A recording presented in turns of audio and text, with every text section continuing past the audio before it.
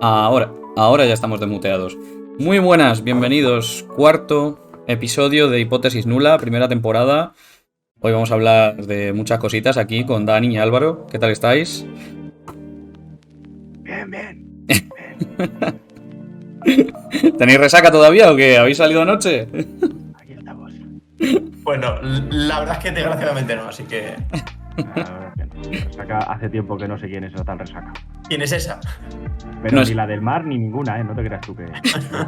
No es científica, ¿verdad? No. Es científica. Ah, bueno. Es Eso. mucho mejor que científica. Claro, Sí. Científica como tampoco es el videojuego del que vamos a hablar hoy, que lo hablaremos como en la segunda parte del programa, que es el Flat Earth Simulator. Ha causado sensaciones un poco extremas, yo creo, en nosotros. Como...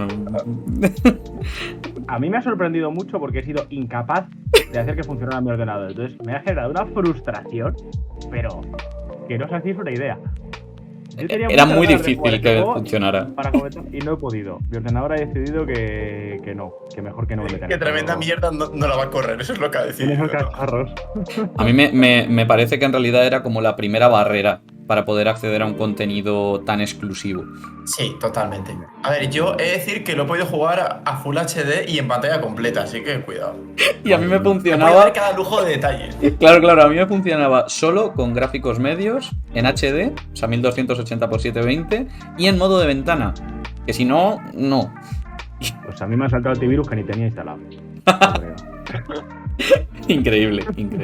Bueno, eso ya lo comentaremos. Hoy también haremos, imagino que 2 programitas como siempre. Hablaremos primero de unos temitas que hemos traído y luego ya del plato gordo, que es el Flat Earth. Porque vamos, de verdad. Has es que dicho esto- plato porque es plano. Porque la Tierra es plana, entonces es como un plato. Muy bien hilado. Este era un chiste para los más para los más avispados. Para ver si estabais atentos.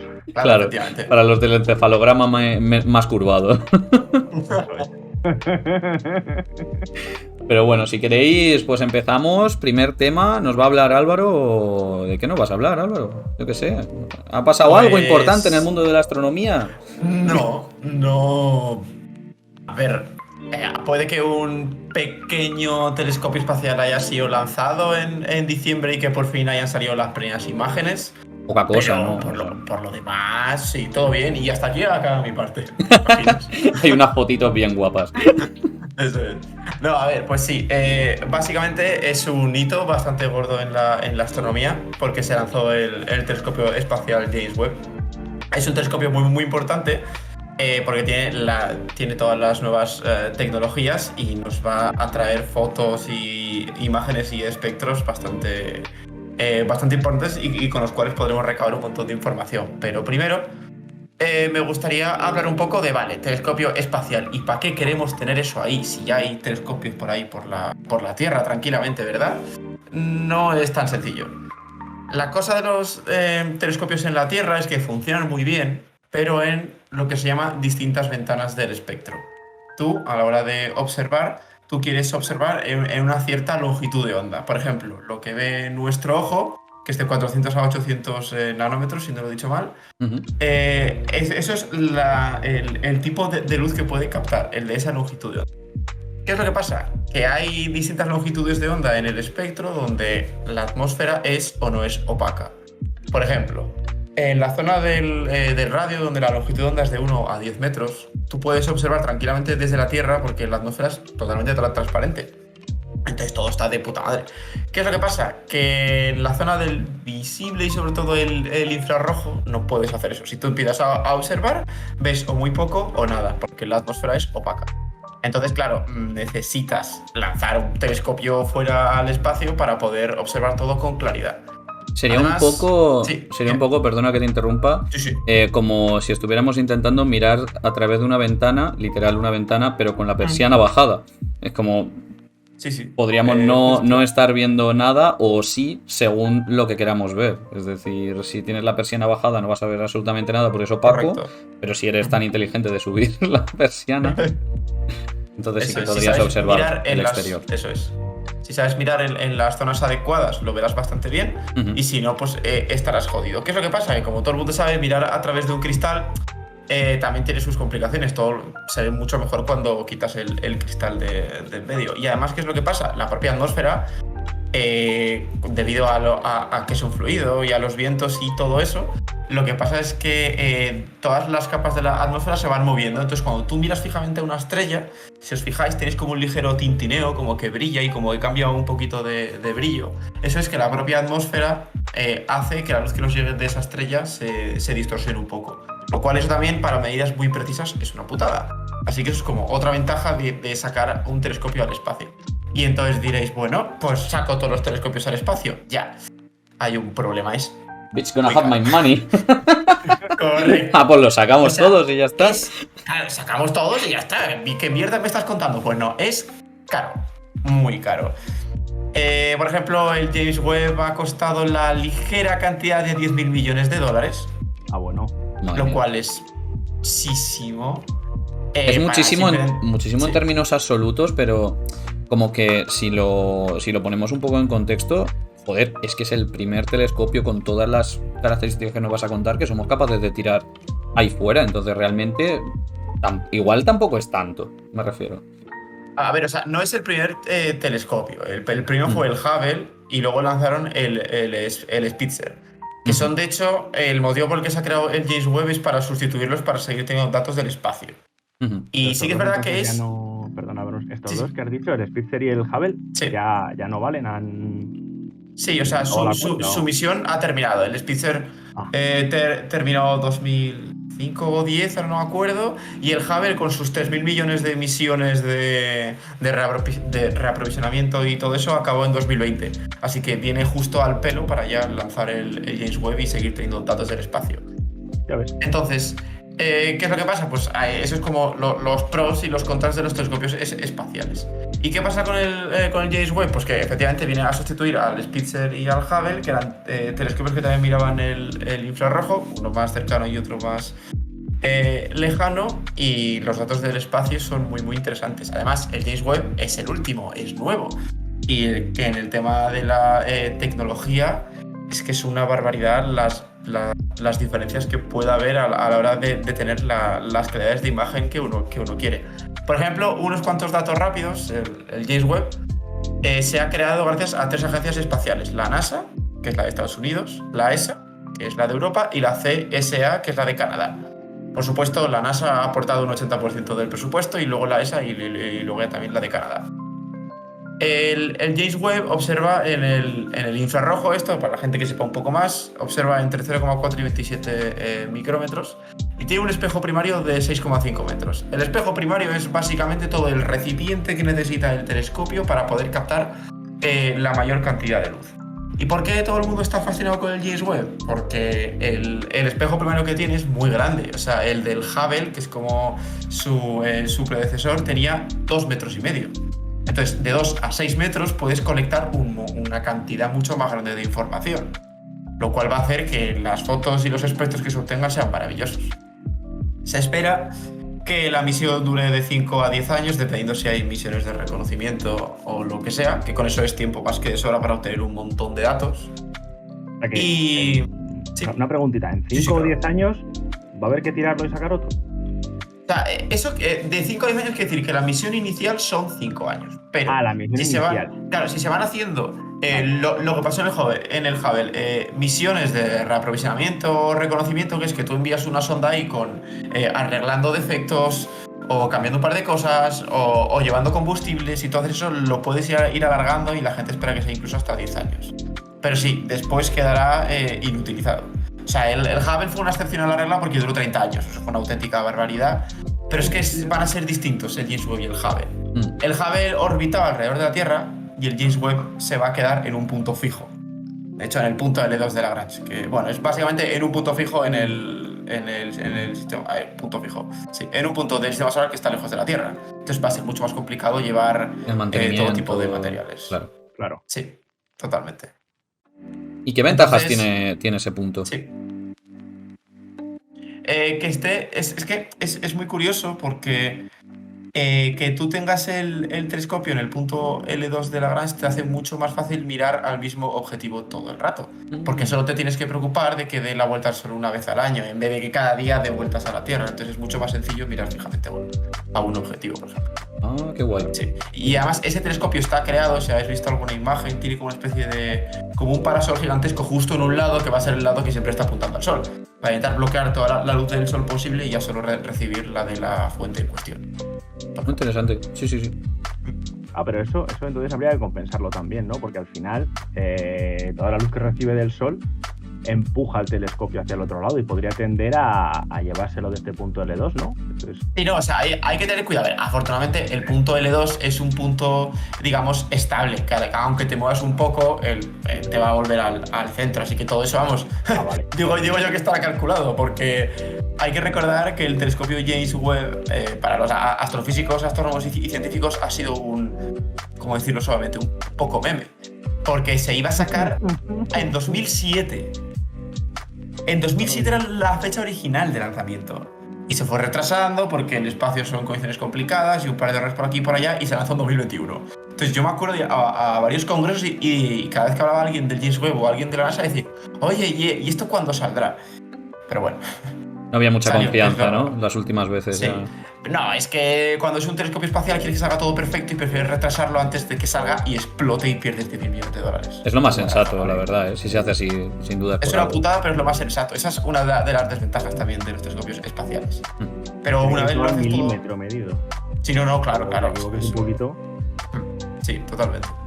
Y entonces, claro, este telescopio va a ser especialmente útil justo por el rango en el que observa, porque te observa en el infrarrojo. Y el infrarrojo es una longitud de onda mayor que el visible, y la ventaja que tiene es que puedes mirar muy lo que se llama al espacio profundo. El espacio profundo es mirar a la estrella que más lejos puedas. ¿Y por qué puedes hacer eso? Porque la luz infrarroja tiene una longitud de onda mayor, lo cual hace que sea mucho más fácil que salten los pequeños obstáculos. Por ejemplo, una nube de gas y polvo que no te da igual lo que hay adentro.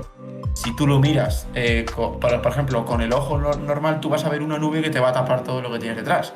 Si tú miras con el infrarrojo, vas a poder traspasar esa nube y mirar muy claramente el espectro que tú, o sea, la zona del cielo que tú quieres. Mira, nos dejaban una preguntita en el chat, te la leo si quieres, claro. y ahora contestas. Si la luz de las estrellas titila por la atmósfera y tal, ¿por qué la de los planetas no? Porque, o sea, sí que titila, el problema es que ya no es una fuente puntual el planeta. Entonces, es más, o sea, si tú tienes justo una fuente puntual y digamos que tiene que llegar un rayo de luz de esa estrella a la atmósfera y hay un poco de viento y la atmósfera se mueve un poco, pues te va a cambiarlo justo para que tú veas que titila. Pero los planetas están más cerca y son mucho más... ya no es una fuente puntual, entonces tienes muchos más rayos de luz que te están llegando y... Dicho pronto y mal, mucho se tiene que mover la atmósfera para que lo veas titilar, pero si te fijas, también pueden titilar los planetas. Y por supuesto, el Sol o la Luna, ese efecto tú lo puedes ver con un telescopio, pero ojo, la Luna se ve perfectamente ahí donde está. Pero con un telescopio también puedes ver el vaivén de la imagen. Es curioso porque nosotros lo vemos igualmente como fuente puntual, observando, pero efectivamente el efecto de la estructura sí que se puede observar. Pero nosotros no lo vemos a simple vista. Nosotros vemos lo mismo, un puntito que titila y un puntito que no. Pero el efecto de la estructura sí que lo vemos, porque uno titila y otro no. Eso es por lo que nos ha comentado Álvaro muy bien, que es si uno es una fuente puntual de emisión de luz y otro está reflejando efectivamente la que le llega de esa fuente puntual. Eso es. Y luego ya, un poco para terminar, me gustaría enseñar alguna de las imágenes del James Webb. Voy a hablar de James Webb y no voy a poner las imágenes que salen por todas partes. Pues esto... Álvaro, dime. Bueno, Sí. has comentado lo del cielo profundo. Sí. ¿Cuál es o sea, ¿James Webb ha podido detectar algo que estuviera más lejos de lo que habíamos detectado hasta ahora? A ver, ten en cuenta que... Sí, la idea es que lo haga, que haga la imagen más profunda que podamos tener. Pero ten en cuenta que estas 5 imágenes que ha sacado la NASA, que las sacó hace un par de semanas, no, la semana pasada creo que fue, son primeros destellos, o sea, ver que todo está bien calibrado. Se están mirando fuentes que ya han sido miradas antes, solo para ver que efectivamente hay mejor resolución. básicamente. Pero la idea es efectivamente que se pueda hacer una de las fotos más profundas que haya. Vamos Claro, a ver el porque- Big Bang con el James Webb. Vamos a ver una explosión ahí brutal. Estaría guapo, No. ¿eh? Estaría como, pero está jodida Si el la Big cosa. Bang fuera una explosión, quiero decir, que eso pues podemos hablarlo en otro programa, si Perdona, queréis. Eso da perdona, para el Big un Bang- el puto Big Bang programa es una entero, ¿eh? explosión. El Sí. Big Ang es una explosión. Yo tengo opiniones respecto a eso, pero bueno. Pero Big Bang Parece que eres crítico. escrito con V, ¿no? En plan de la furgoneta te refieres. Porque la otra. Saludos a Diego Herranz si escucha esto. Bueno, pues vamos y te pincho las imágenes Sí, del pínchalas. James Webb. Aquí os Venga. pedimos disculpas a los que escucháis en diferido en Spotify porque no vais a poder escucharlo, pero en YouTube en y en YouTube. Twitch. Eso es, es. nos podéis ver también con nuestras preciosas caras, o al menos la de Álvaro y la de Dani. Así que podéis verlo ahí. Bueno, pues pasamos a ver qué tal sale esto. Esto es primerizo, igual sale mal, pero bueno, vamos a ver. Bueno, que salga lo que tenga que salir. Si no, describo la imagen. Así no nos ponéis de Oh. fondo, cabrones. ¿Esta era la primera o te pongo la Sí, no, otra? no, está bien, está bien. Luego pones la otra. Tío, es que raro se me hace estar solo. ¿Esto cuenta como miedo escénico? O... Sí, le hemos dejado solito aquí a Álvaro, el pobre. Sí, totalmente. Bueno, pues a ver. Básicamente, esto es una imagen de una nebulosa, la nebulosa de Carina. Y esta imagen es que es una Es muy barbaridad. bonita, O sea, para empezar.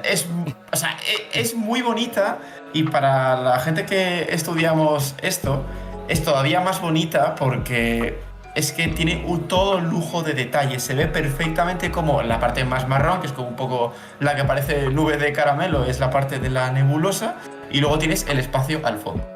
Si os fijáis, en la parte de la nebulosa se ven como estrellas dentro, azules.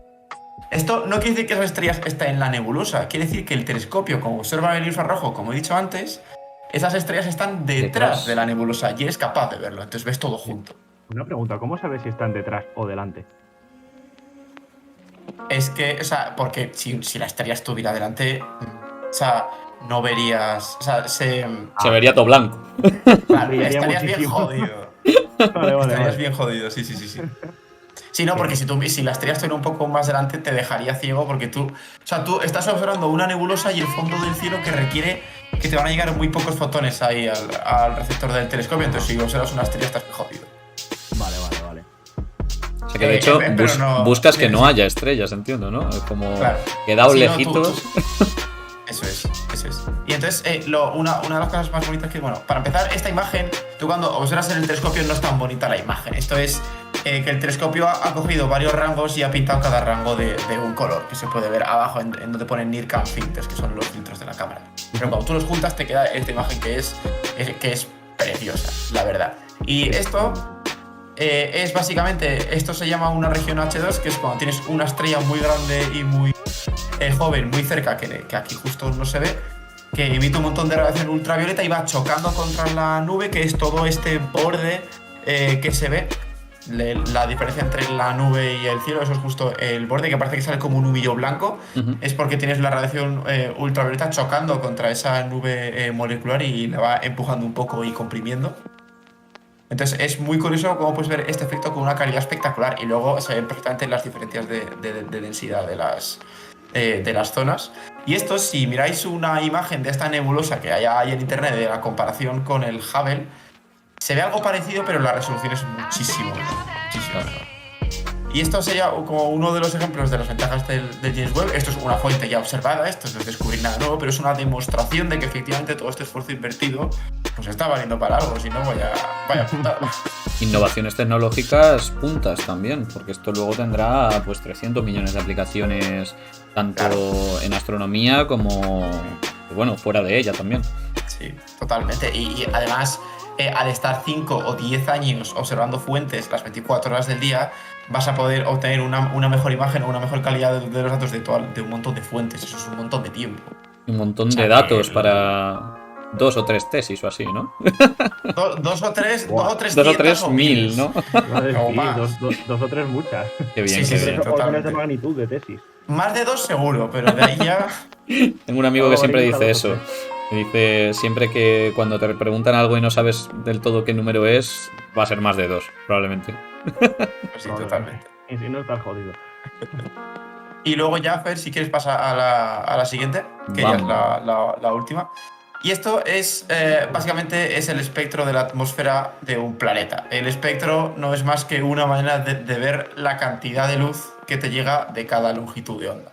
O sea, te llega cierta cantidad de la longitud de onda del óptico, del visible, del infrarrojo y de todos los tipos que haya. Entonces se van agrupando y eso tienen esto que se llama espectro. Y lo bonito de esto es que el James Webb ha podido confirmar una cosa que se había descubierto mediante otros métodos, que es que hay agua en ese planeta de ahí, en WASP 96b. Y lo que se puede ver ahí es ese ajuste que está ahí en azul, es la manera de ajustar el espectro con los datos observacionales. Y esos picos que va poniendo agua, agua y agua es justo donde debería caer algunas transiciones del agua. ¿Y todo esto qué quiere decir? Pues que con el James Webb se ha comprobado que en ese planeta hay agua. Y diréis, esto es un descubrimiento tochísimo. A ver, descubrirlo con el telescopio, apuntar al planeta y ver agua sí que es nuevo. Este planeta ya sabía que tenía agua, pero mediante otros métodos indirectos. Otros métodos, los cuales, si queréis, se podría hacer yo para otro vídeo o otra charla, empezar a contaros el cómo se descubre agua o otros elementos de un planeta. Sin tener que ir al planeta, no entiendo, porque tú puedes mandar a alguien a que mire y... Buena suerte, claro, o sea, todo esto se hace para que obtengan los datos en días o meses y no en 100 años que tengas que ir a esta estrella. 100 años y 40 o a este planeta, eso es, efectivamente. 100 años viajando a la velocidad de la luz, como dice Dani. O más, sí, totalmente. No, pero sí, es tremendamente interesante que lo que comentabas de que con el propio telescopio, entre comillas simplemente, porque también tiene su complejidad, por supuesto, sí, apuntando al planeta, podamos ver si hay agua. Yo me surge la duda de si el agua que detectamos aquí es agua líquida, se puede distinguir si es hielo, si está en la atmósfera, si está en la superficie. Eso imagino que debe ser mucho más difícil. Pero... A ver, esto que detectas es en la atmósfera. Ajá. ¿Vale? Porque cuando tú detectas el agua con un telescopio, estás detectando la fase gas de ese agua. Y eso solo está en la atmósfera. Además, tú lo que detectas aquí es que tienes el Sol detrás del planeta, que esto ya lo explicaré más en profundidad cuando explique las detecciones. Tú tienes el Sol detrás del planeta y el planeta se cuadra justo para que esté delante del Sol. Entonces, la zona en la que los rayos del Sol atraviesan la atmósfera del planeta y te llegan, esa luz es la que, digamos, te dan los datos de que contiene agua. Porque al atravesar la atmósfera, cuando te llegan los rayos de luz al telescopio te indican que tienen o no tiene agua. O sea, eso es la atmósfera del planeta. Perfecto. Muy claro. Una pregunta, entonces, igual que se hace con agua, se podría hacer para buscar otro tipo de moléculas, ¿no? Por ejemplo, por supuesto. Bacterias o microbios que pudiera haber en la atmósfera o alguna cosilla así, podría servir para buscar vida, encontrar cadenas proteicas largas o... Eso empieza a aparecer un ADN. Me parece genial que lo preguntes porque es un poco mi tesis. Lo sabía. Digo, esto ni preparado, chaval. No, totalmente. Pues eso es un poco mi tesis. Nada preparado, O sea, no en planetas, pero yo detecto o intento detectar moléculas complejas en el medio interestelar, en otras nebulosas como la que hemos visto antes. Y sí que se pueden detectar. Y la gracia del James Webb, por ejemplo, para nuestro campo es que gracias a que vamos a tener mucha más precisión y los datos muchísimo mejores, ahora es posible que tengamos mucho menos ruido en los espectros y que se puedan detectar moléculas cada vez más y más complejas. Por eso todo el mundo, ya sean los que estudian planetas, los que detectan moléculas en el medio interestelar, incluso los cosmólogos, están frotando las manos porque van a querer estos datos que van a ser, o se espera que sean los más precisos, buenos, bonitos y no baratos que hayan sacado jamás. O sea que... va a ser muy muy útil para un montón de campos. Muy prometedor. Sí, totalmente. ¿Cómo mola?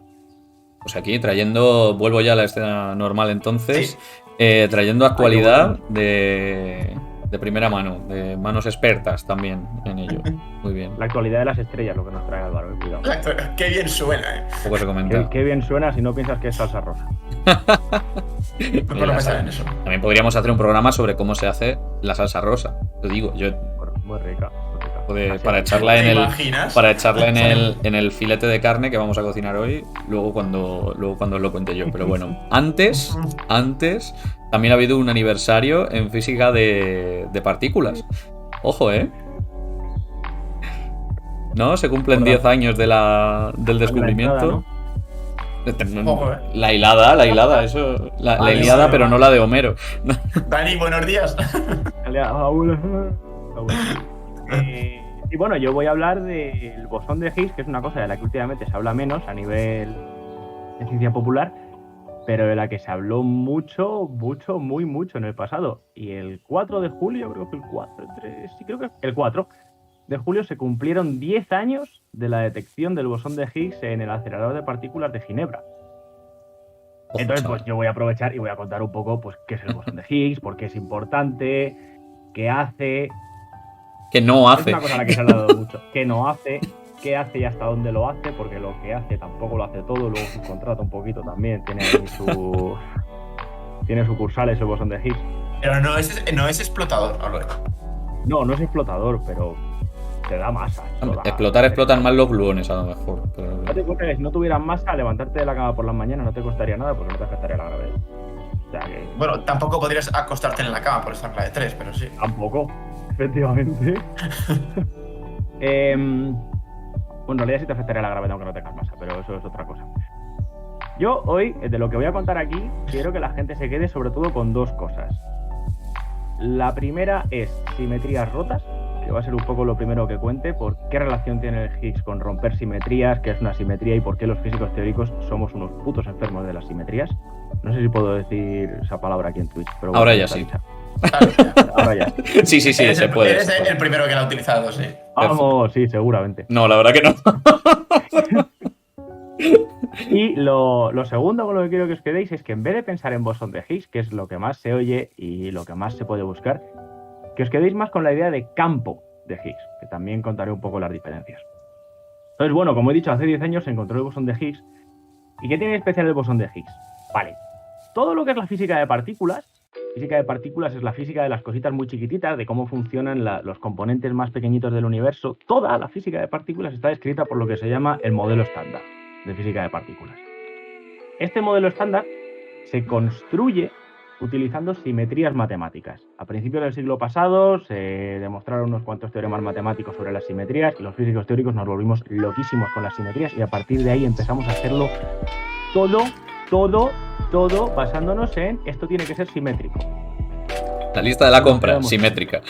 Simétrica. Te construyes una casa, simétrica. De hecho, una casa esférica es lo mejor porque así no tienes que barrer las esquinas.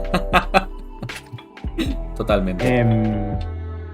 ¿Cuál era el problema de esto? Bueno, primero, ¿a qué me refiero con una simetría matemática? Pensar en una simetría es más o menos fácil. A nivel geométrico tú piensas en un cuadrado y si tienes un cuadrado y lo giras... Bueno, esto no es un cuadrado, pero imagino que es un cuadrado, pues se queda como igual, ¿no? Es como que giras... Esto es una simetría, ¿vale? Tremendo despliegue de medios para mostrar lo que es una simetría. Los de Spotify, una vez más, os lo habéis perdido, lo siento mucho. Tenéis que ir a YouTube. Eso es. Dani haciendo un cuadrado con las manos, pero por lo demás bien. Un cuadrado que ni siquiera era un cuadrado, era un rectángulo. Ya, un cuadrado mal, pero bueno. Bueno, de hecho rectángulo, pero sí. Bueno, da igual. Se entiende lo que es una simetría en un cuadrado, ¿no? Yo creo. Más o menos, a mí me cuesta, pero... Luego te lo explico un día, no te preocupes. Iba a decir, pero una simetría en física lo vemos desde un punto de vista un poco más profundo, porque hablamos de ecuaciones que sean simétricas bajo ciertas transformaciones, bajo ciertos cambios. Ejemplo, x más y. X e y son dos números los que sean. Tú sumas x más y te da igual x más y que y más x. Y donde tú borras todo y donde ponía una x pones una y donde ponía una y pones una x, se te queda exactamente igual. Ahí hay una simetría. Porque da igual sumar en un orden que en otro. ¿Qué pasa si tenemos, por ejemplo, x más 2y?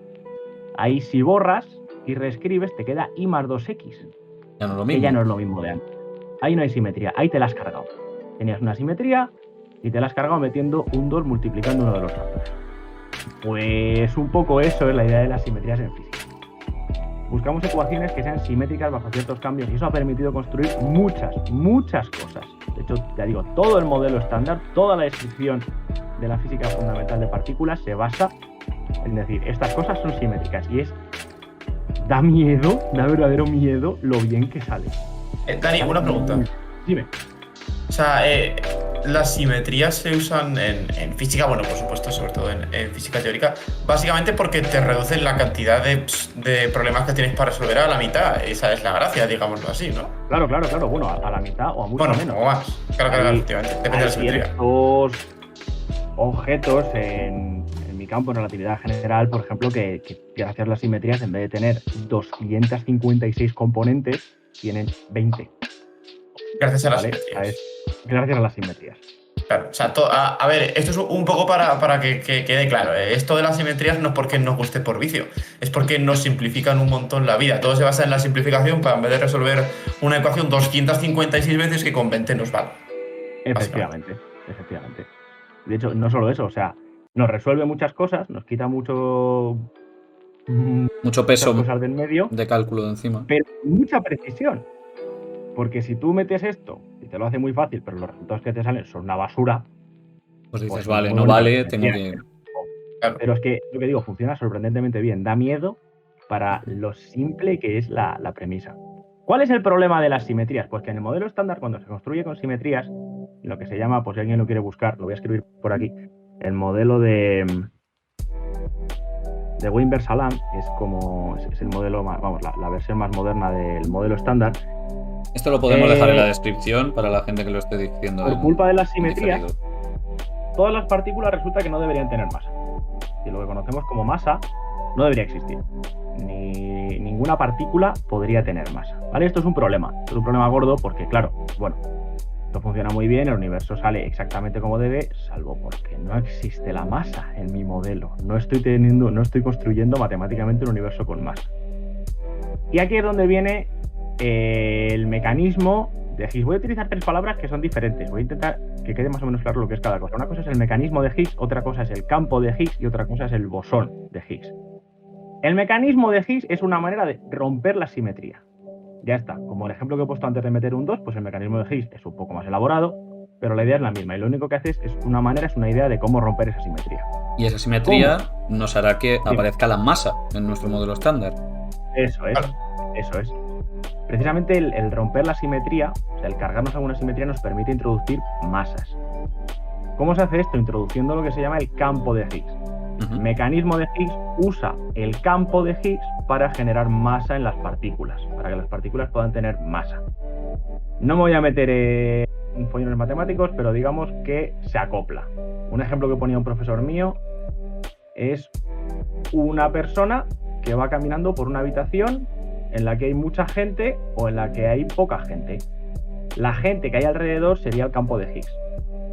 Cuanta más gente haya, más gente percibas tú, más te estás acoplando a ese campo de Higgs, más te cuesta avanzar.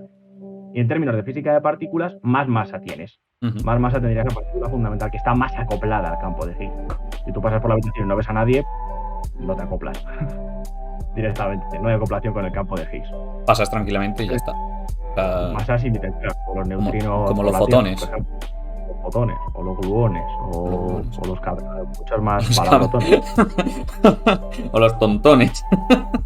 Tontones, y esa partícula mola. Un montón de partículas por ahí que surgen con la civilización moderna.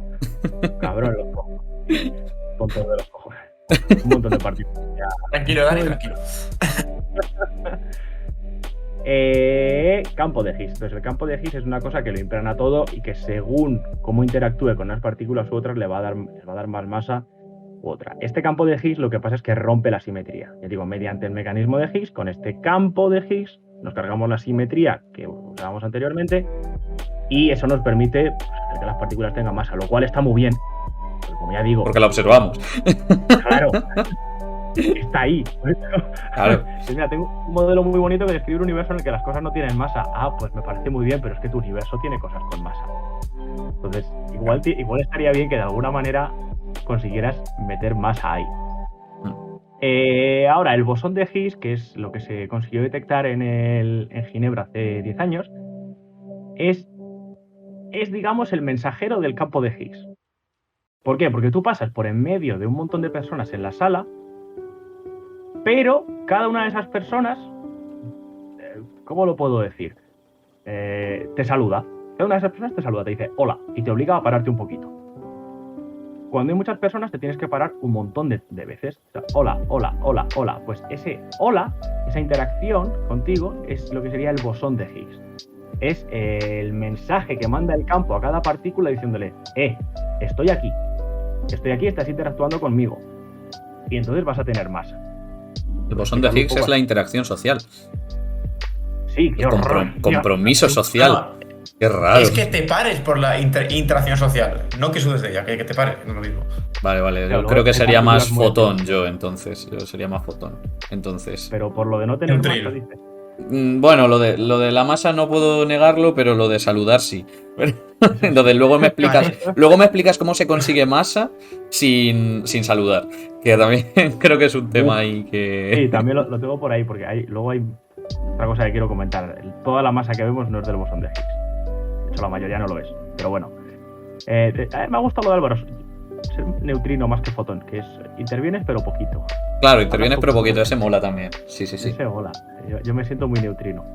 Además oscilo, neutrino electrónico, muónico, en fin. Movidas. Está raro. ¿Dónde estábamos? En el mensaje. Claro, este mensaje es lo que se consiguió detectar en el acelerador de partículas de Ginebra. Eso ya nos da pistas de que, porque hasta 2012, el mecanismo de Higgs, el campo de Higgs, era una hipótesis. Era un artículo que había publicado un tío, un artículo que además tiene 2 caras, un artículo cortísimo, de los más cortos, y bueno, es un premio Nobel. Fíjate. Pero era oye, si esto fuera así, pues resulta que tenemos masa, podemos explicarla fácilmente. Y ya está. En cuanto se midió ese bosón de Higgs, ya fue el ¿Qué pues es? Así. Espérate. Si tenemos un bosón de Higgs, es porque tenemos un campo de Higgs. Porque si no tienes gente en la sala, no va a haber nadie que te diga, hey, hola, ¿qué tal? ¿Cómo estás? Y te entretenga mientras vas al baño apuradísimo y te para alguien, hola, ¿qué tal? Vámonos. ¿Cómo se detectó esto? Dime. Espera, tengo una pregunta. ¿Sí? Entonces, el campo de Higgs, el propio bosón de Higgs y el mecanismo, o sea, todo es lo mismo, o sea, todo que confluye para lo mismo, para que tengamos masa. O sea, es como son 3 partes para explicar lo mismo, digamos. Sí. Las 3 patas del mismo taburete. Eso es. En física tenemos la muy mala costumbre de que cuando alguien descubre algo se le va poniendo nombres, o sea, el mismo nombre a todo lo que viene detrás. Primero, el mecanismo de Higgs es una idea para romper la simetría sin cargarte el modelo estándar. Y vale, así podemos romper simetría. ¿Cómo lo haces? Pues a través del campo de Higgs que da lugar al bosón de Higgs. Es como una cadena. Eso es. Como una cadena, ¿vale? Y bueno, lo de la masa. Luego pasamos a la detección. Luego hay un montón de masa, hay mucha masa que en realidad no depende del bosón de Higgs. Porque el bosón de Higgs da masa a las partículas más fundamentales, pero los protones y los neutrones que forman parte del núcleo atómico no son partículas fundamentales, están formadas por lo que se llaman quarks. Que eso, como sé que es un tema interesantísimo que a todo el mundo le apasiona, si recibimos 3.000 likes, en el próximo programa hablo de quarks. Cuidado, que como los consigamos, te toca preparártelo. 3.000 son muchos, ¿eh? Si conseguimos 3.000 likes, doy una masterclass de quarks. Te pincho la pizarra aquí que te cagas. y nos lo enseñas como... Deberías de ajustar un poco más a la realidad. En vez de 3.030. 30.000. 30.000. No. 30.000 millones. Bueno, claro. Es que yo por menos de eso no me vendo. Bueno, lo dejamos en 3.000 yo creo. Si se consiguen 3.000 hacemos esto. Pero da igual cuando escuchen esto, ¿eh? Cuando se llegue a 3.000 en este vídeo... Claro, dentro de 500 años igual llegamos.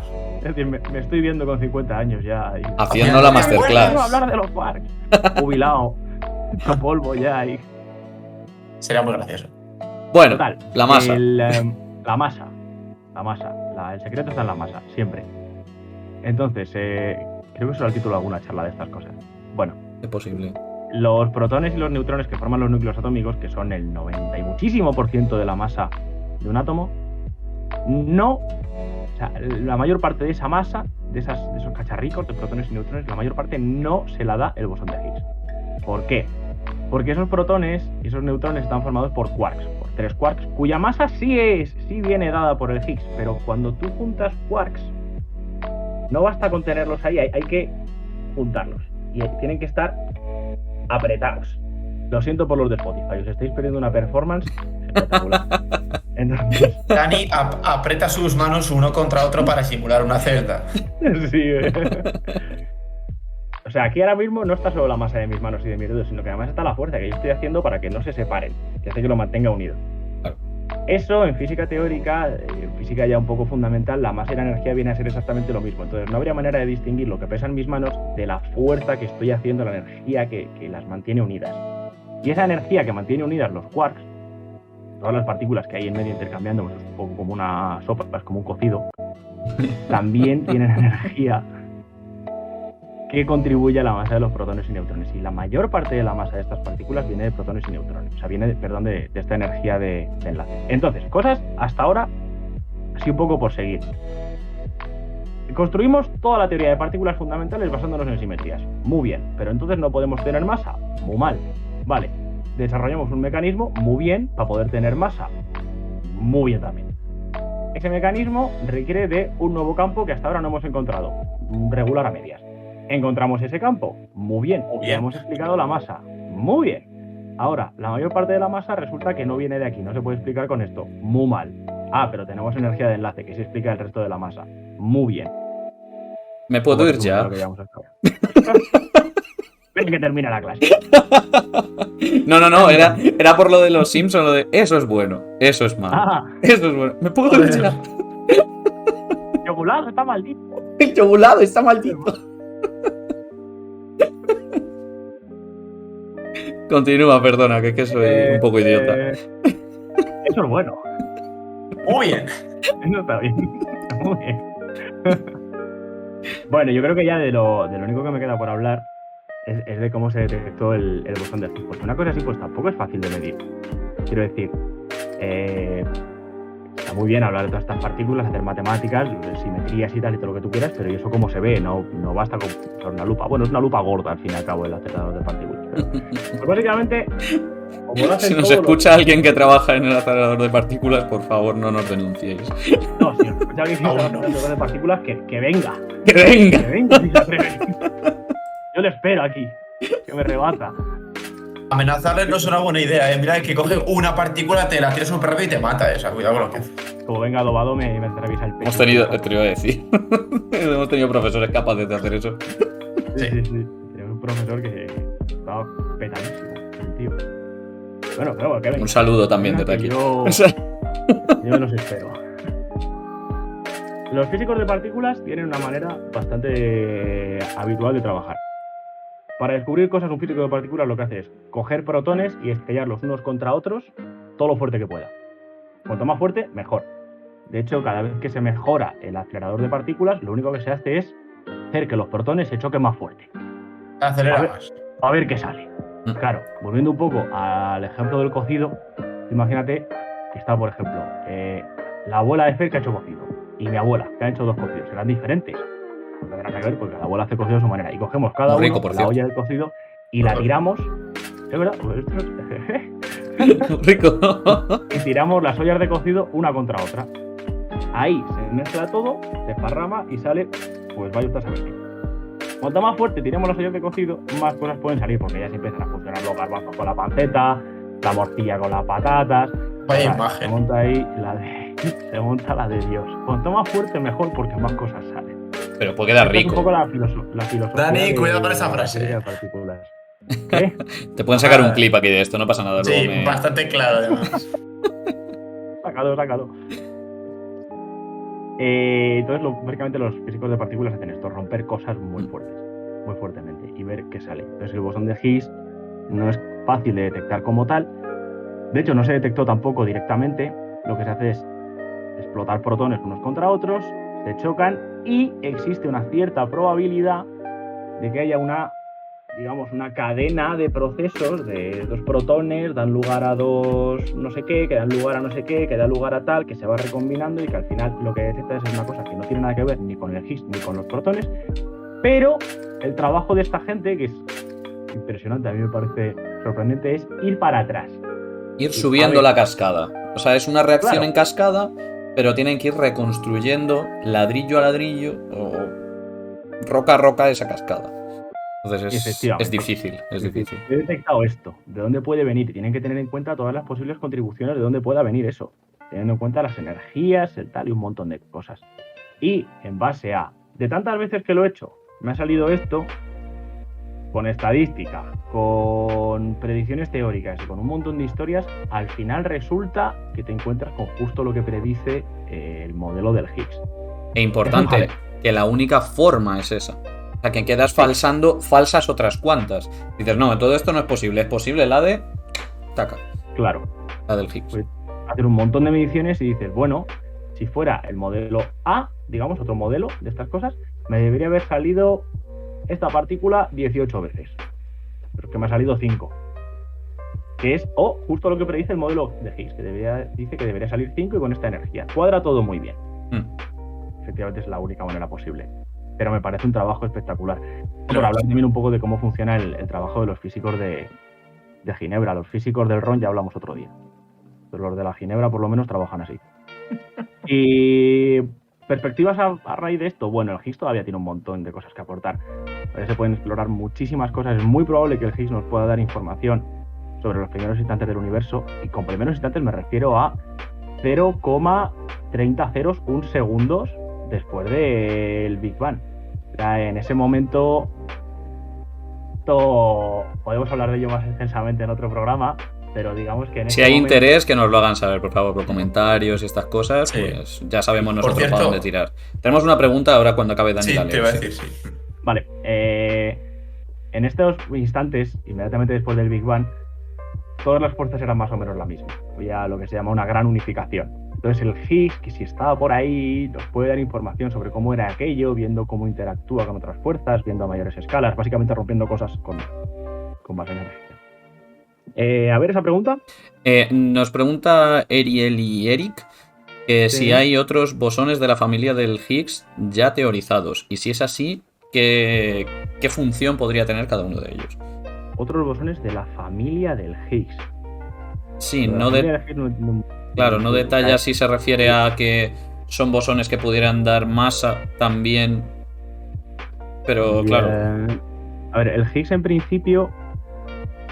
El Higgs tiene. A ver, ¿cómo lo digo? El Higgs está formado como por dos cosas. Lo que se llama un doblete. De hecho, voy a aprovechar.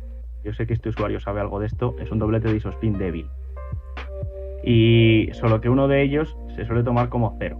Y lo que se suele llamar bosón o campo de Higgs es un modo que tiene de manifestarse, el modo de más baja energía.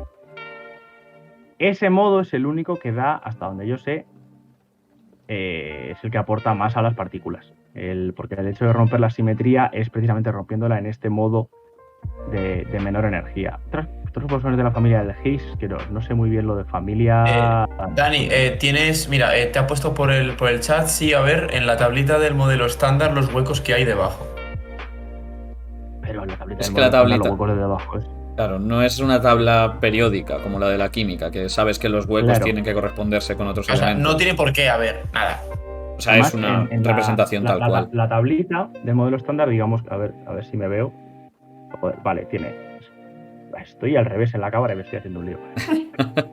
Se organiza como 2 quarks, otros 2 quarks, otros 2 quarks, abajo 2 leptones, que son otras cosas, básicamente electrones y primos gordos de los electrones, otros 2 leptones y otros 2 leptones. Ahí hay como unas cuantas partículas. Y luego normalmente aquí en el lado se ponen los bosones uno debajo de otro, pero simplemente. Se nos ha ido Dani un momento, pero no hay ningún motivo para pensar que sea como los gases nobles, no son grupos como en química. O sea, no tiene por qué haber eso. Bueno, ahora cuando vuelva que lo cuente él mejor, pero si se espera. Uy, se me han ido estos dos. Bueno, volverá Dani. Si se espera que esos. Mira, Álvaro está más grande, pero bueno. Se espera que esos huequitos se llenen. Yo diría que no. Yo creo que no hay. Ahora que nos diga Dani, yo no soy tampoco experto en física de partículas, pero yo creo que no tiene. No hay ningún motivo por el que creerlo. O sea, el mecanismo del Higgs es como la propuesta matemática, una de las propuestas matemáticas más simples para obtener la masa, para obtener el mecanismo, para obtener el campo, perdón. Entonces, ¿te lo pueden dar una suma de 5 partículas? Pues seguramente sí, eso ya que me corrija Dani. Pero. Buenos días. Hola, buenas, ¿cómo estamos? Que si podrías tener 5 bosones de Higgs distintos en lugar de uno. Teóricamente. Sí. De hecho, hay más. Sí, es un poco lo que estabas contando tú. Hay otras maneras. De hecho, luego hay. Esto puedo contarlo a nivel simple. Luego hay correcciones con otros bosones que se llaman bosones de Goldstone, con bosones fantasmas, con diagramas tipo pingüino, diagramas no renormalizables, diagramas a un loop, a 2 loops, a 4000 loops. Luego hay un jaleo gordo, o sea, esto es la base, esto es la puntita del iceberg. Dios mío. Podemos Yo soy muy podemos puto, meternos en otro programa, yo creo, ¿eh? Está siendo muy interesante. Si Yo he tenido... hacéis eso, yo casi que me pongo en el chat, porque no entendí una mierda de lo que acabas de decir. Yo he tenido recuerdo desbloqueado cuando he hecho bosones de Goldstone. O sea, me lo ha recordado. Esto es el libro con el que me está mirando yo, esto de los bosones de Higgs. Este libro solo habla de las dinámicas de partículas y de cómo interactúan, y es a un nivel que ni siquiera es de posgraduado. O sea, esto fácilmente es un libro de nivel 4 de carrera. A ver, fácilmente cuarto de carrera, lo digo como si fuera esto. No, pero para estudiantes, o sea, apto Sí. para estudiantes de física, vaya. O sea, gente que tiene nociones de matemáticas avanzadas y que esté interesada en este campo. O sea, O sea, hay mucho que hacer ahí, muchísimas cosas. Pero bueno, de momento. También se propuso que el Higgs podría ser una pequeña contribución a la energía oscura. Pero como siempre que se intenta hacer eso, salen cosas que no tienen puto sentido. Lo que pasa cada vez que alguien de campos cuánticos intenta explicar la energía oscura. Se lo rompe todo. bueno, habrá que tener fe. Yo creo que habrá que seguir trabajando y habrá que dejar a la peñita que pilotáis trabajar y que podáis al final no romperlo. Ojo, otro día nos tienes que hablar de eso también. Tiene más que suficiente con eso, sí. Otro día se hablo de la flecha del tiempo. Es muy rápido, el tiempo va para adelante. Muchas gracias por venir a mi TED Talk. Venga, hasta luego. A un Venga, segundo por segundo, ¿no? Más o menos. Más o menos. Aproximadamente. Depende. No nos metamos en ese fregado. No me metas ahí, Fer, no me metas ahí. No. Ahora vamos a pasar de explotaros la cabeza con los temas A plastiquitos. que nos trae siempre Dani, con una cosa mucho más relajadita, mucho más tranquilita, que es un poco... No me gusta etiquetarlo así, es que siempre lo digo, no me gusta etiquetarlo así, no me gusta etiquetar los temas de Dani, que a mí me apasionan con como que te explotan la cabeza, es como que no, que molan y ya está, o sea, no... Claro, pero a ver, si esto lo tenemos muy fácil. Mira, Álvaro es el astrofísico de cabecera, yo soy el físico teórico de cabecera y tú, Fer, eres el anfitrión de cabecera. El anfitrión de cabecera, me parece correcto. El que pincha las imagencitas. Eso es. Eso es. El que cambia las escenas de cabecera. Bien, Hijo de bien. puta. Técnico de cabecera. Qué hijo de puta. Me parece una Oye, buena, la aparte, verdad. Fer sabe mucho de física teórica, lo que pasa es que se lo está olvidando. Hombre, no... Donde le veis tiene un máster de partículas y cosmología, ¿sabes? A ver, Dani, es que en comparación contigo, todo el mundo parece que sabe poco de física teórica, así que. Sí, pero yo lo tengo muy oxidado. Me gusta mucho y me apasiona y por eso me gusta preguntar a las personas que sabéis de ello. Entonces, pues bueno, por eso me gusta también... de topologías no triviales. Eso es increíble. Bueno. Yo ese día estaré de vacaciones, no os preocupéis. Estaré de vacaciones. Hay que se piensa que va a tener vacaciones. En fin, polímeros. Y las esferas apagadas y todo. Sí, hombre. Polímeros. Vamos a hablar de una técnica de caracterización de polímeros. Y para eso primero hay que saber lo que es un polímero. Para saber lo que es un polímero, vamos a ver que hay 3 niveles para caracterizar, para ver cómo estudias un polímero. ¿Vale? Entonces, un polímero químicamente es una cosa y físicamente es otra. Químicamente son muchísimos átomos muy diferentes unidos por enlaces muy diferentes entre sí también. Entonces, es un poco la tabla periódica. No como estaba diciendo Dani de hablar de los gluones que tenemos que aplastar, no sé qué. No, estos se aplastan solos a sus distancias de equilibrio, con sus energías de equilibrio y sin ningún problema. Eso químicamente, pero químicamente lo vamos a olvidar ahora mismo para hablar de ello físicamente. O sea, ya está, hasta aquí hemos llegado. Es una cadena. Una cadena con distintos eslabones. ¿Qué hay dentro de los eslabones? Nos da igual, ¿vale? Vamos a intentar hacernos esa imagen mental. Cada vez que intento hablar de polímeros, intento que nos quedemos con ese tipo de imágenes. Y ya lo he recordado en varios podcasts, que un polímero lo tenemos que imaginar como si fuera un plato de fideos. Cocidos ya, por favor, que no estén duros. O sea, que estén como mucho al dente. Entonces, lo que tenemos es, si entramos un poco en palabrotas, una topología sumada de un montón de cadenas. Entonces, cómo interactúan esas cadenas con las otras y qué propiedades nos dan, es un poco el estudio que vamos a hacer nosotros. Yo voy a centrarme esta vez en uno concreto que es muy simple y que se utiliza muchísimo en la industria tanto del caucho como de los polímeros en general, que es el hinchamiento. Resulta que si nosotros cogemos ese plato de espaguetis y lo llenamos de un agua, no de agua, de un agua concreto, podemos hacer que esos polímeros fluyan, que esas cadenas fluyan y que se disuelvan. Entonces, mediante argumentos de electrostática, básicamente, aunque algunos lo llaman argumentos de química, pero al final son argumentos de cuántica y de electrostática. Si nosotros intentamos disolver un polímero polar con un disolvente apolar, no va a haber ningún tipo de interacción. Dani. ¿Qué es eso de polar y apolar? Pues si tiene un momento dipolar nulo o no nulo. O sea, si los átomos de los elementos están organizados en una conformación tal que existe un momento dipolar no nulo, neto, es polar. Como el agua. El agua sabemos que tiene un átomo de oxígeno gordote. Hay despliegue de medios también. Una pelota gorda y tenemos con un ángulo de 107,8 grados, si no recuerdo mal, los dos átomos de hidrógeno más chiquititos. Entonces eso, si calculamos el momento dipolar de la suma de esos tres átomos, nos sale que tiene un momento dipolar en una cierta dirección y el agua es polar. Es como una característica, digamos, con dirección y sentido de la Es un de la vector, molécula, efectivamente. ¿no? Que va para algún lado. Eso Sí, es. Entonces, Vale. si tu disolvente, es decir, mejor dicho, las moléculas de tu disolvente tienen ese momento dipolar y tus espaguetis, tu polímero, tienen también un momento dipolar no nulo, entre ellos van a fluir y van a disolverse. Si tú intentas hacerlo con un disolvente no compatible, que se llama, entonces no vas a obtener ningún tipo de... O sea, se va a quedar igual que estaba. Por ejemplo, sabemos que las mangueras de gasolina están hechas de un caucho. Están hechas de un material gomoso, pero sin embargo, el material gomoso, cuando tú lo mezclas con el disolvente, con uno de los disolventes de caucho más importantes, que es el tolueno, se hincha. Y vemos ese hinchamiento, como que una piececita de pasar a medir esto puede pasar a medir esto. Y dices, hostia, ¿qué ha pasado aquí? Porque efectivamente se ha quedado como una esponja y lo ha absorbido el agua y se lo ha bebido, por así decirlo, el tolueno, no el agua. El agua entre comillas, no el tolueno. Y... Perdón, que he leído el chat. No puedo decir lo que he leído. Perdón, he escrito en el chat.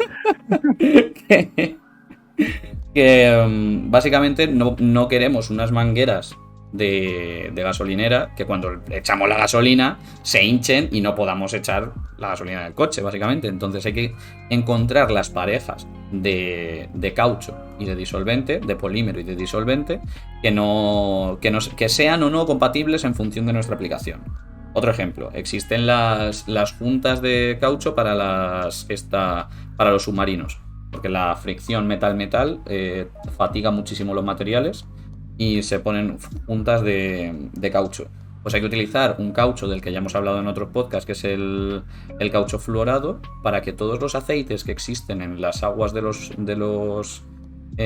puertos no hinchen ese caucho y se hundan los barcos directamente. Entonces es muy importante el hinchamiento. Y el hinchamiento se caracteriza por lo que se llama la ecuación de Flory-Reiner. Es básicamente una ecuación con un background teórico muy sencillo que se basa en calcular la entropía de la mezcla, la entropía de cada uno de los componentes y básicamente conseguir calcular lo que se llama la densidad de entrecruzamiento de un caucho. Entonces lo que podemos calcular es si nosotros pesamos la piececita antes de que esté totalmente hinchada, y si pesamos la piececita totalmente hinchada, pues ver cómo es el grafo a nivel molecular. O sea, que una preguntita. Entonces, este tema del hinchamiento básicamente es que el disolvente no pase o no se quede incrustado en lo que sería el polímero, ¿no? Por lo que estoy entendiendo, decías de las mangueras de gasolinera, lo que pasaría que no... Queremos que no interaccione ni un poco. Que se queda adentro, enganchado, como cuando hinchas una esponja. Como una esponja, efectivamente. Digamos, de ahí entiendo que también tendrá algo que ver con el nombre, que no será... Efectivamente, sí. Casual. Vale, eso es lo que se intenta evitar, porque claro, si eso te pasa en un submarino, como estaba diciendo, eso aumenta la masa, aumenta la densidad y es un submarino literal. Y eso va a ser submarino toda la vida. Únicamente submarino. Va a ser únicamente submarino. Efectivamente. Sí. Vale. Es totalmente así. Bien. Es muy sencillo realmente, creo que de entender. Por eso, porque funciona como una esponja. Básicamente. Y según qué aplicación, tú puedes querer una aplicación de seguridad en la que, por ejemplo, si tú quieres comprobar si ese agua de los puertos tiene aceite, pues puedes no mandar un submarino, pero sí mandar como una cápsula o un test con un cierto caucho para ver si se hincha. Y es como, vale, este agua tiene esta composición o tal. Es como se puede, según qué aplicación quieras, puedes querer que se hinche o que no. Entonces tienes que caracterizar lo que se llama el parámetro de interacción disolvente polímero, que es una medida empírica, básicamente. Coges tu polímero y tu disolvente y dices, vamos a ver qué tal os lleváis. A ver, cojan. Es un poco el meme de a ver, cojan, ¿vale? Entonces, interactúan. Claro. a ver cómo interactúan, como dirías tú, Dani, ¿verdad? A ver cuál es la interacción fundamental del día. Claro. A ver si se saludan o no, hacen como que nos han visto. Claro, eso es. Entonces, a ver cómo es esto. Y bueno, ya he ido un poquito rápido y simplemente quería hablaros de una aplicación que además de Encaucho me ha parecido que era muy chula, que era un cálculo. Os dejaremos el enlace al artículo en la descripción, porque resulta que unos estudiantes de una universidad de Estados Unidos, no recuerdo cuál, no lo tengo por aquí apuntado, en un programa de verano o algo así, en plan como una especie de campamento, a lo que se dedicaron fue a intentar aplicar este fundamento de la ecuación de Flory-Renner, conservando la no linealidad de las ecuaciones, que es bastante alta, o sea, aunque aquí os lo cuente un poco que es fácil, pero matemáticamente también es un poco Cristo, porque es altamente no lineal este proceso, es como depende de muchísimas cosas. De hecho, es un sistema complejo que se llama.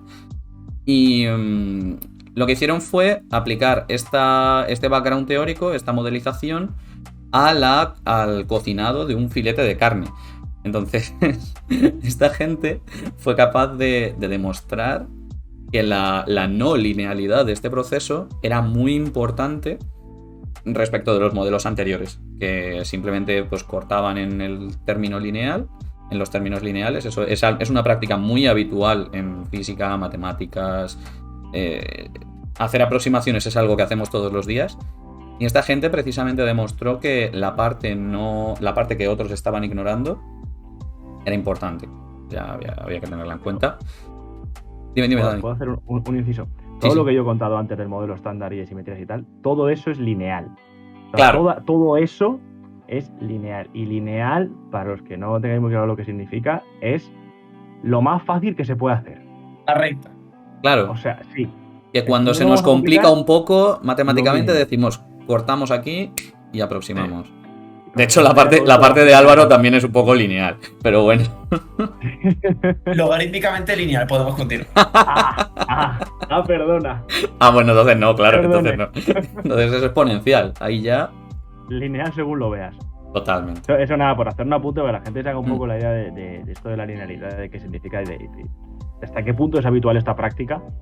Es muy importante y podríamos hablar de ello como en un podcast. Normalmente traemos temas como muy concretos, pero si trajéramos algunos temas, que si hay interés por parte de la gente, obviamente, de entender un poco más cómo se trabaja en ciencia, cómo se razona, o cómo se construye, yo creo que puede ser un tema interesante.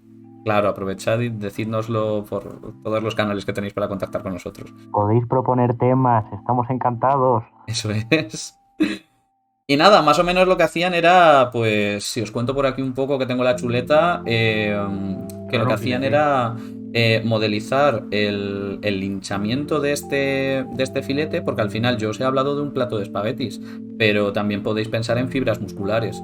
Entonces las cadenas poliméricas y todo lo que se llama la física de polímeros puede aplicarse a problemas en los que tengamos cualquier tipo de fibras que interactúen entre ellas. Y pues este caso del filete pues es uno que viene al pelo, porque las fibras musculares interactúan con el líquido que contiene sangre, agua y muchísimas más cosas. Y obviamente os estaréis preguntando por el parámetro de interacción polímero disolvente, del que os he hablado antes. No es necesario calcularlo. Esta gente ha esquivado ese paso de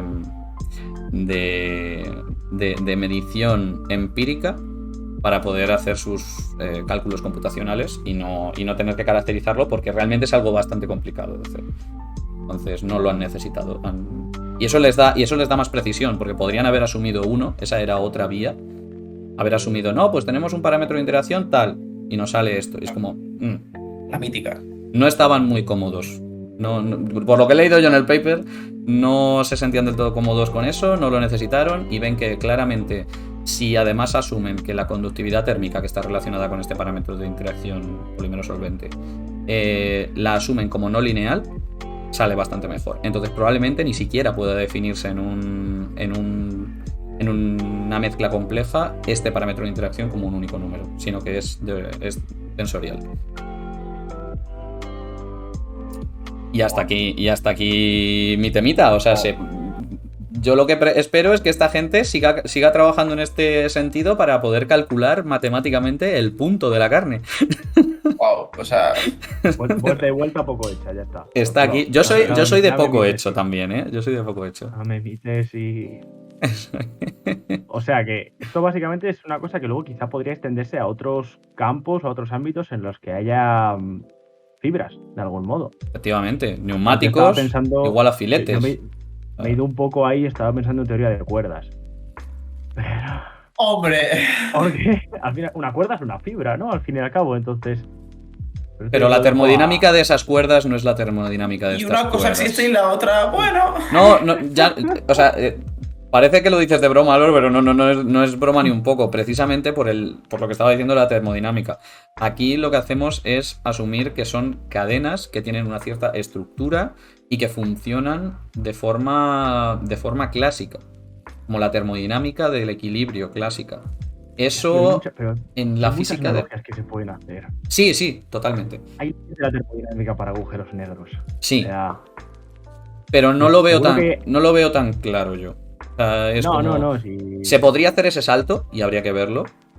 Y puede que la analogía funcione, pero habría que analizarlo con Ahí está cuidado. pensando un poco en eso, en coger las ideas y decir, vale, voy a intentar adaptarlo a este otro punto. Ahora sí me parece un poco una locura. Esto se lo dejo a quien quiera hacer cuerdas.